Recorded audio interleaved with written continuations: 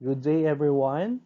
I am Mr. Michael Vincent P. Barba, Education Program Specialist 2 of the Schools Division of Tarlac Province, and I am going to discuss to you tips in sports writing.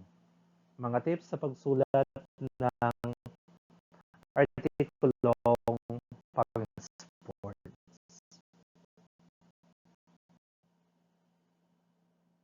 Okay, so let's give a very brief explanation or very brief definition of what a sports writing is. So sports writing is basically news writing. We can say that sports writing is in basically or typically like news writing because we follow the standards in writing a news. So ang magiging foundation ninyo, sports writers, ay ang pagsulat ng balita. Kailangan ninyong matutuhan kung paano sumulat ng balita ayon sa structure ng isang news article. Observably, all the elements found in news writing, which are the timeliness or immediacy, prominence, proximity or nearness, oddity, conflict, consequence, human interest, drama, numbers, and others are also present in sports writing. All the rules present in news writing, especially those on accuracy, brevity, and clarity, virtually apply to sports writing too. The latter, or sports writing, however, has a greater freedom of style. So, unlike sa news writing, sa sports writing, mas malaki yung kalayaan natin pagdating sa estilo ng pagsulat.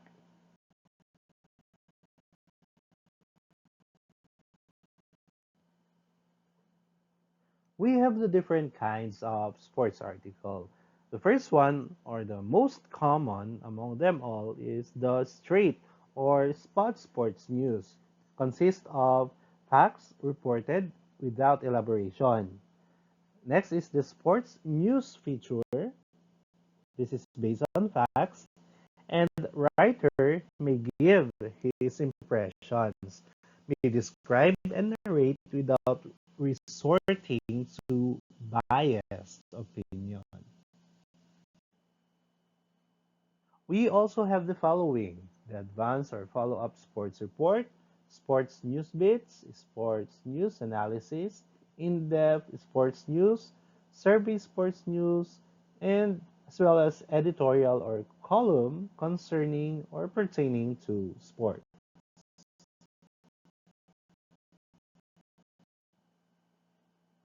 Now, let's elaborate the structure of a straight or spot sports news.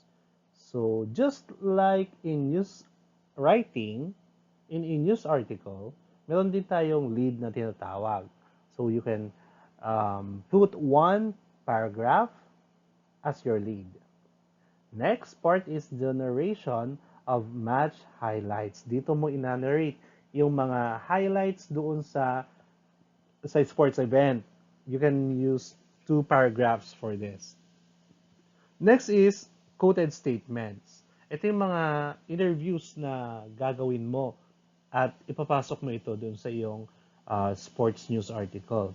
It can also have 2 paragraphs. So, pwedeng isingit-singit yung narration of match highlights at saka yung quoted statements. Depende dun sa significance at saka dun sa appropriateness nung interview dun sa match highlight. Next is the background of the sports event, background of some of the players, pwede yon. Next, implication. What was implied during the event? Ano yung mga um, ano yung mga pwede pang may relate na mga balita dun sa event na iyong na-cover. And then, other related information. And then, mahuhuli yung box score or yung satisfied summary. Dito nyo ilalahad um, yung score, kung sino yung panalo. Kasi typically, di ba ginagawa natin sa lead yun? Which is very typical na. So, ang gawin niyo hanapin niyo yung most significant na kwento. Pwedeng ikwento ninyo yung naging MVP. Pwede niyo ikwento yung halimbawa, may title holder na dati, may dati ng champion, tapos natalo siya. So, pwedeng yun yung ilahad ninyo sa lead. Yung mga ganun, yung mga very interesting na information na pwede nyong ilahad doon sa sports news. Huwag nyo lang ilalahad agad yung satisfied summary. Kasi yun na yung least significant information na pwede nyong may bigay sa isang sports news. One of the things that you need to learn are the sports jargon. So, kailangan aware kayo sa mga sports vocabulary sa iba't ibang mga sports events. So, nandito yung mga halimbawa sa basketball at sa baseball or also known as softball. Kailangan maging aware kayo sa mga words na ginagamit natin.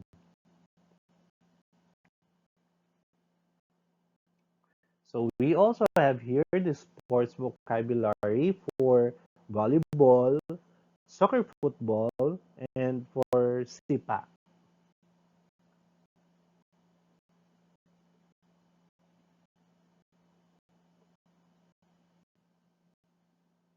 Next are the sports vocabulary for golf, tennis, and the track events.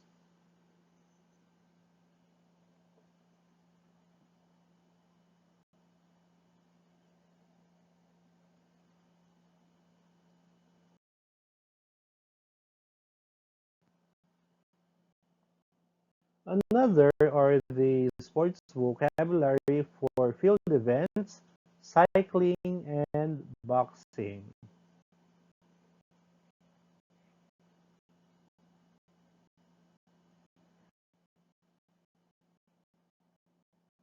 Lastly, for swimming, taekwondo, chess, and archery.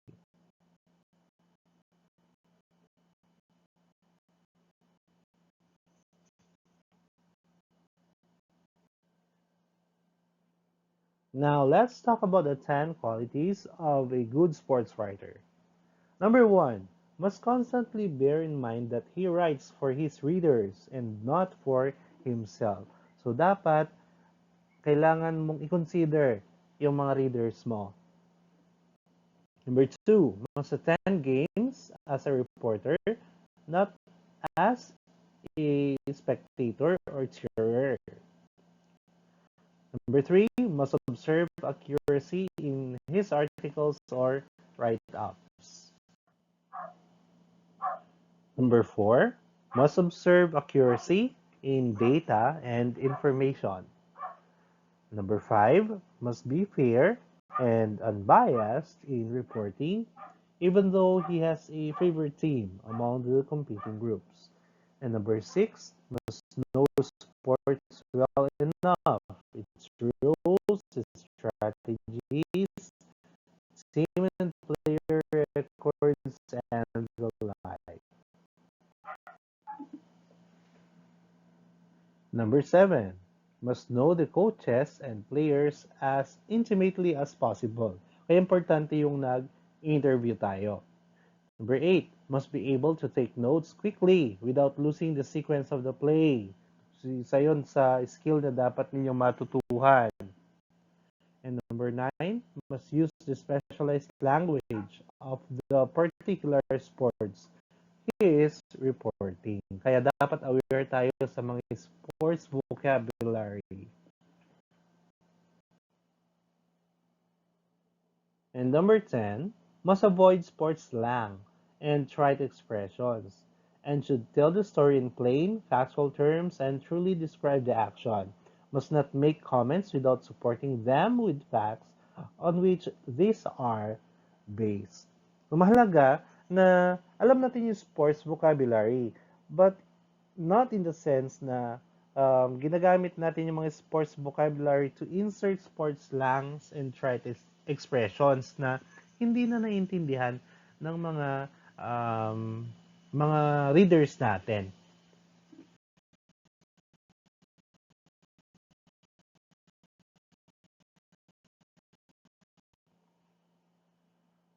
And that's all for the sports writing. Thank you so much for listening. I hope I've shared some knowledge for you to ponder upon and for you to improve your skills in writing sports article. Maraming salamat po.